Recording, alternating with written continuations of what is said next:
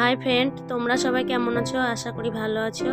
আজকে আমি তোমাদের কাছে নিয়ে চলে এসেছি ক্ষীরের পাটিসাপটা রেসিপি। তোমরা সবাই দেখতে থাকো। চলো তবে শুরু করা যাক। প্রথমে আমি চালের গুঁড়ো নিয়ে নিয়েছি পরিমাণ মতো, তারপর ময়দা নিয়ে নিয়েছি। আমি ময়দার ভাগটা বেশি নিয়েছি। পরিমাণ মতো লবণ,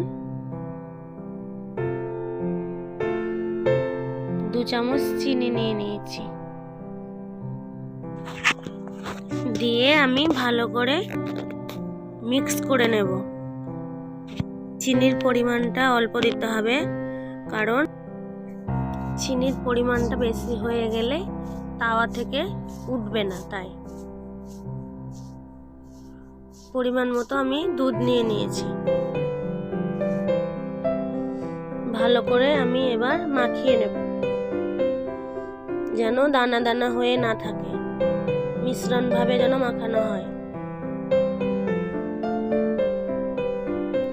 দেখুন আমি কি সুন্দর মাখিয়ে নিয়েছি। এরকম ভাবে আপনারাও মাখিয়ে নেবেন।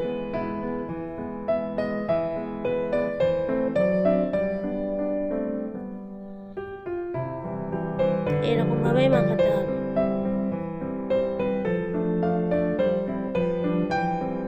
এবার আমি 30 মিনিট ঢাকা দিয়ে রেখে দেব।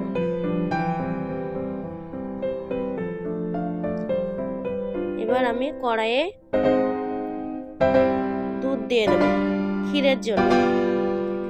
আমি আগেই ক্ষীর তৈরি করে রেখেছি, এটা তোমাদের দেখানোর জন্য আবার তৈরি করছি, তোমাদের দেখাচ্ছি পরে। এই ক্ষীরটা কিভাবে তৈরি করি তোমরা ততক্ষণ দেখতে থাকো।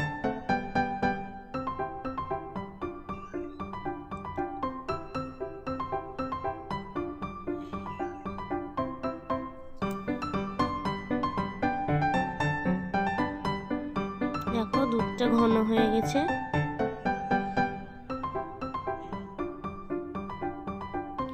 উপর থেকে গুঁড়ো দুধ দিয়ে ভালো করে নাড়াচাড়া করে নেব।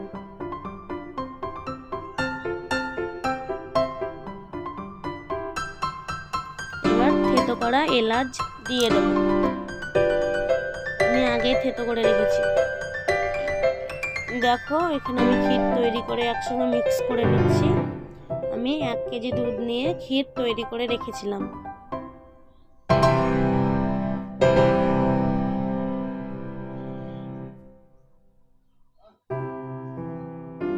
আর পরিমাণ মতো চিনি দেব।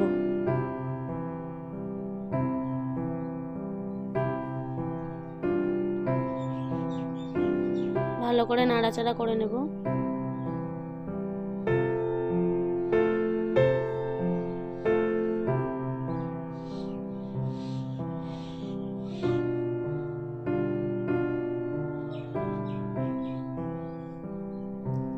ক্ষীর তৈরি হয়ে গেছে। এরপর নামিয়ে নেব।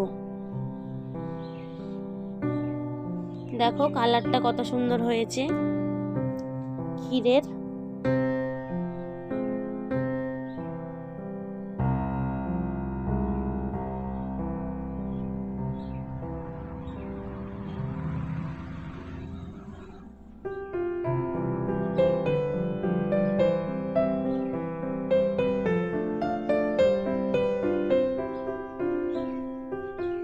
এরপর তাওয়া বসিয়ে দেব।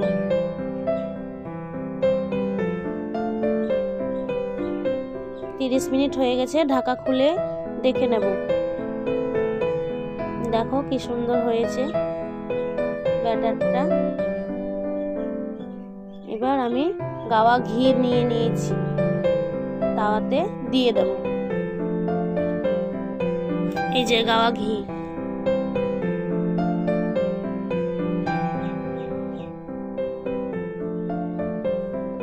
এবার আমি হাতা দিয়ে তুলে দেব।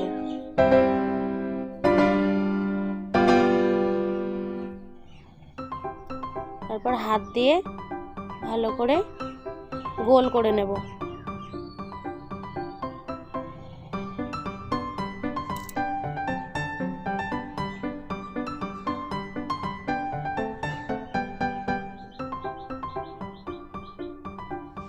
এবার ওর ওপর ক্ষীর দিয়ে ভালো করে জড়িয়ে নেব।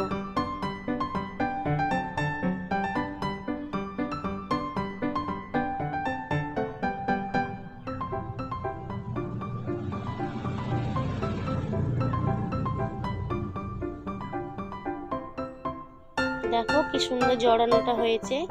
অনেকে বলে ভেঙে যায়, ছিঁড়ে যায়, এটা কি সুন্দর হয়েছে। এরকম ভাবে উল্টে পাল্টে সেঁকে নেব। এবার নামিয়ে নেব। দেখো কত সুন্দর হয়েছে পাটিসাপটা। আমি আর একটা তৈরি করে নেব।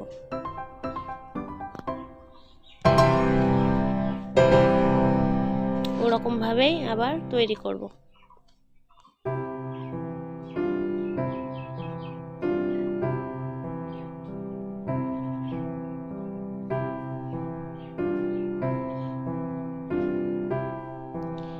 হাত দিয়ে জড়িয়ে নেব।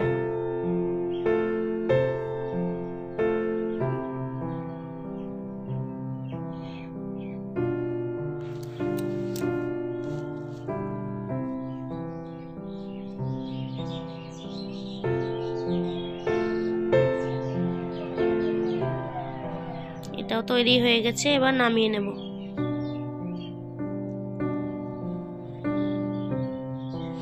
ভালো লাগলে লাইক, শেয়ার, কমেন্ট করবেন। আপনারা বাড়িতে এরকম ভাবেই তৈরি করে খাবেন। আশা করি ভালো লাগবে গ্রামীণ পদ্ধতিতে। আমরা এরকমই করে বাড়িতে তৈরি করে খাই।